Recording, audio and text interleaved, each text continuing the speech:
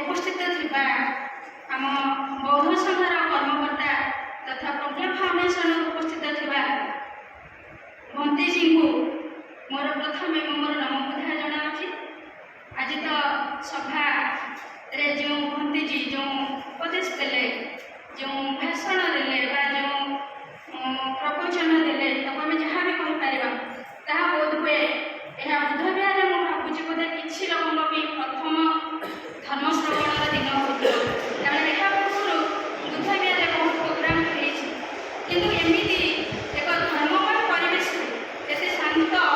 एत शीतलता एत मन को मुग्धकर जो उपदेश आज देले आमर प्रिय आनंद भंते से आम बौद्ध संघ तरफ माणियाबंध तरफ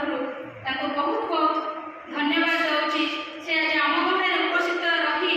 जो बुद्धंकर बाणी की धम्मपदर प्रत्येक गाथा को एत सुंदर भाव उपस्थापना कले एत सरल सावलीला भाव बोध हुए मु भावुची समस्ते बुझीपारे केवल बुझे यथेष्ट नुहे यहाँ जदि आम मैंने आम जीवन में एठू चलीगला बोध हुए किसी मुहूर्त आम माइंड से किंतु तापर पुणी से कर्मजंजालमय जीवन में पुणी से चलिए कि आम जदि भंती उपदेश गोटे उपदेश बहुत किसी उपदेश थे से गोटे उपदेश को जब आम जीवन में पालन कर बोध हुए धर्म स्वधर्म श्रवणर सार्थकता हो पार। आज आम गहरे आम बौद्ध विहार भंती जी उपस्थित अच्छा आम उदयगिर भंती जी उपस्थित अच्छा प्रज्ञा फाउंडेशन कर्मकर्ता मैंने उपस्थित अच्छा से जहाँ आम आसी एठारे एक धर्ममय वातावरण सृष्टि कर लोक मानू वार्ता दे पारी से बोधि चेतनार वार्ता से आम बौद्ध संघ तरफ बहुत धन्यवाद जनाऊँ। ये जो माँ भूणी मैंने स्कूल गुरुमा मैंने स्कूल पिला धैर्यर सहित धर्म को श्रवण कर धन्यवाद दूसरी आईपरी प्रोग्राम चालू रहू या बोध हुए प्रथम पीढ़ी आज हम और यापर यही प्रोग्राम चालू रहू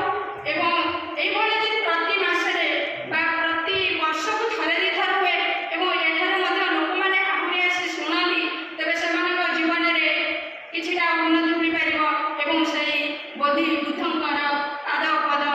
चरण में स्थान पाइपर मुझे समस्त को धन्यवाद दूसरी समस्ते बहुमूल्य समय उपस्थित रही बुद्ध संघ तरफ आम माणियाबंध बौद्ध संघ तरफ समस्त धन्यवाद।